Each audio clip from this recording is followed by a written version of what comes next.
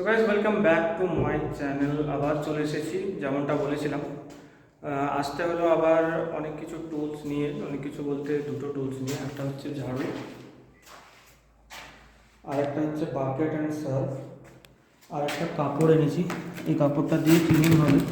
কালকে ছোট কাপড় ছিল যার জন্য করে হয়নি ভালো, তো আজকে বড় কাপড় এইটা ছিল, তো এইটা দিয়ে ভালো হয়নি, তার জন্য করে ওই বড়ো কাপড়টা নিয়ে আসলাম।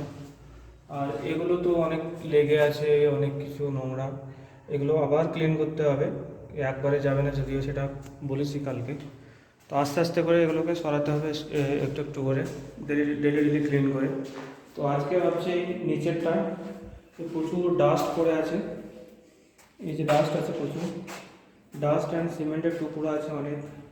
তো এইগুলোকে পানি দিয়ে ধুয়ে ঝাড়ু দিয়ে আর কি বার করে দেবো।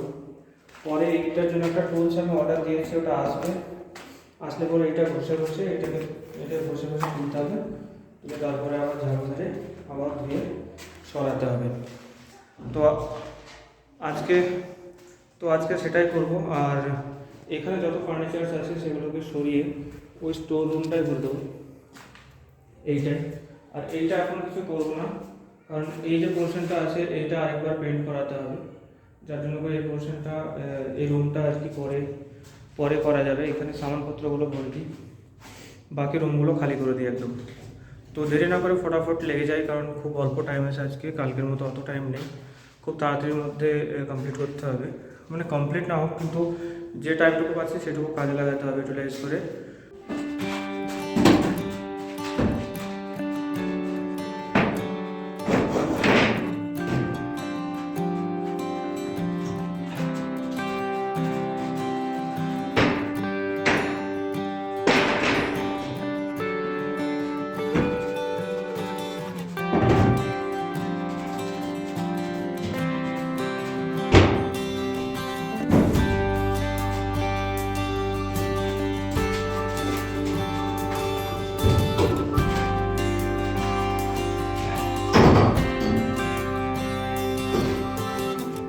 তো এই দুটো রুম পুরোটাই একদম ফাঁকা করে দিলাম। আর এই দুটো রুম, কিচেন, আর এই সাইড এই পোর্শনটুকু দেখাতে পারছি না, এই পোর্শনটুকু আজকে ক্লিন করে দেবো। হাফ ক্লিন হয়নি আর কি, আজকেও হবে না। আর এটাকে স্টোরের মতো করে রাখলাম, এটা পেন্ট হয়ে তারপরে তখন এটা ক্লিনিং হয়ে তখন এখানে কোনো কিছু রাখার ব্যবস্থা হবে। এখন এই দুটো রুমকে ক্লিন করি। খুবই ভারী ছিল, একদম ঘাম বেরিয়ে গেল, প্রচণ্ড ভারী। ওগুলো একা হয় না, দুজন ছাড়া, তো করতে হলো মজবুরি। এনিওয়ে করতে তো হবেই। তো আমি এখন নর্মাল পানি দিয়ে আর কি ধোলাই করবো, তারপরে সার্ফও আছে, বাট সার্ফটা এখন ইউজ করবো না, এখন নর্মাল ধোলাই করি পানি দিয়ে। তারপর যখন নোংরাগুলো কমে যাবে,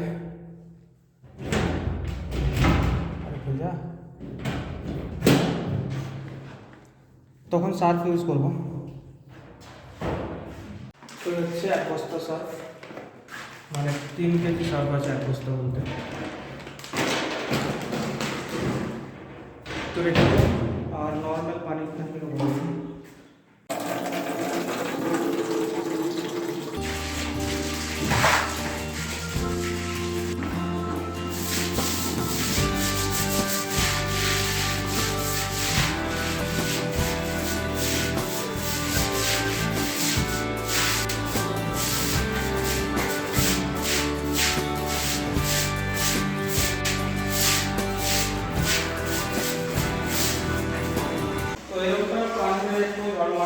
আমাকে ফলো করতে হচ্ছে যাতে পানিগুলো এইটার উপরে না চলে যায়। সিমেন্টের পানি তো এখানে যে চলে যায় তাহলে স্পট দেখাবে, তো এটা তো হয়েও যাচ্ছে, তো চেষ্টা করতে হবে না হওয়ার। আর ওই রুমটার মধ্যে এই রুমটা করতে হবে, লেগে গেছে।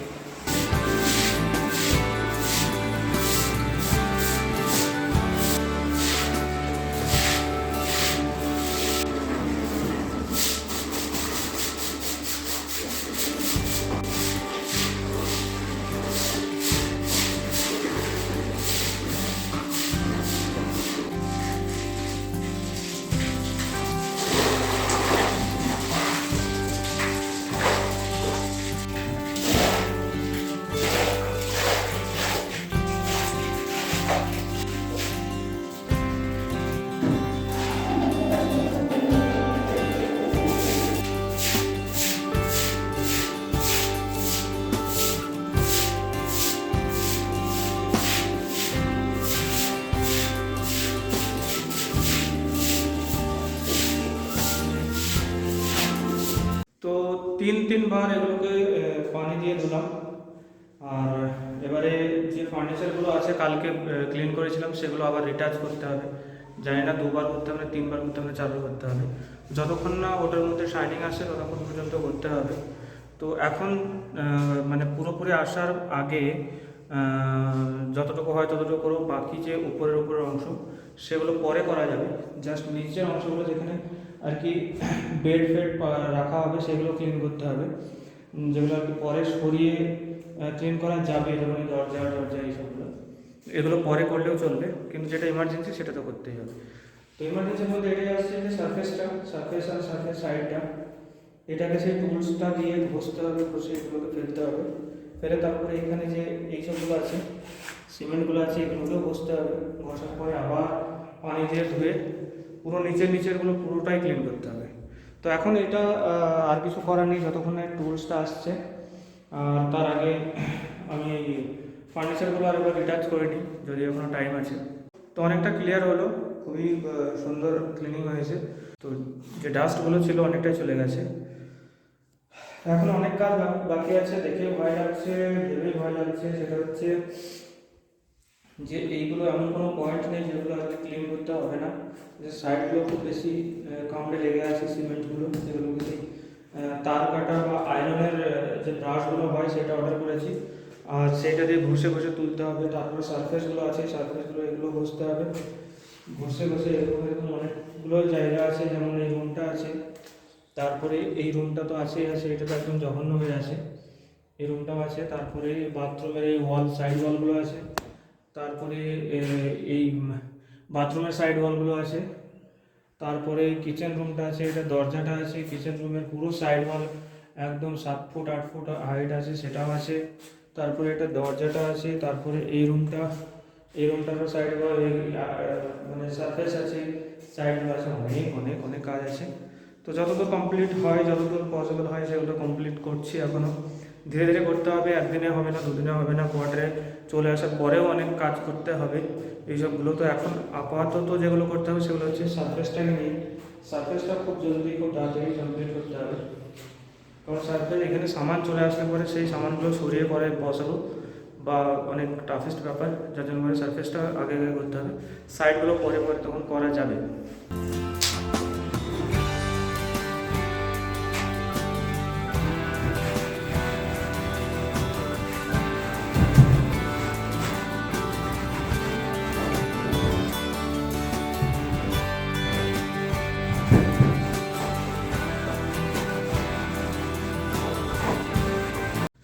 তো এই রুমটাও আপাতত কমপ্লিট হলো, সেটাও বেশ ভালো হয়েছে। তো একবার যাবো, এখানে পাশে আর কি কমপ্লেক্সটা আছে, কমপ্লেক্সে অর্ডার দেওয়া ছিল। ওই টুলসটা দেখে যদি পাওয়া যায় তাহলে অনেকটা আজকেই সেরে দেবো এই নিচেরটা। তো একবার ঝট করে যাই আর চেক করে আসি। যদি এখন খোলার টাইম হয়নি, 4:15 বা 16 আসছে, তো দেখা যাক কোনো সময় এই টাইমে খুলে দেয়। কালকে একটু লেট করেছিল, তো একবার চক্কর কেটে আসি, 2 মিনিটের ব্যাপার। তো গেছিলাম, বাট কমপ্লেক্সের দোকানটা খোলেনি এখনও। তো রিটার্ন এসে এই বাথরুমের দরজাটা মেরে দিলাম, আর এদিকে ওয়াশরুমের দরজাটাও মেরে দিয়েছি। তো মোটামুটিভাবে ঠিক হয়েছে। এগুলো খুব একটা মানে প্লাস্টিক টাইপের আছে, যার জন্য খুব তাড়াতাড়ি আর কি ছুটে গেল চুনাগুলো। আর আরেকবার চক্কর মেরে আসে, অনেকক্ষণ হয়ে গেল, 5টা বাজতে যাচ্ছে। 4:30টার সময় গেছিলাম, বন্ধ ছিল, 5টার সময় খুলবে অবশ্যই। তো আরেকবার গিয়ে দেখে আসে। তো খুবই দুঃখের বিষয় যে লোকটা এখনও পর্যন্ত সেটা আনেনি, আজও আনেনি, কালকে তো আনেনি, আজকেও আনেনি, যার জন্য করে কাজটা কিন্তু পেন্ডিংয়ের উপরে পেন্ডিং চলে যাচ্ছে। এটার জন্য কিন্তু ব্রাশটার জন্য কিন্তু এটা হচ্ছে না।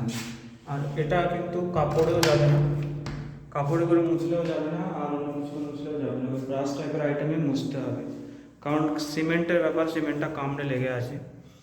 তো হলে পরে অনেকটা কাজ এগিয়ে যেত, কালকের কাজটাও এগিয়ে যেত, বাট আনফর্চুনেটলি হচ্ছে না সেটা।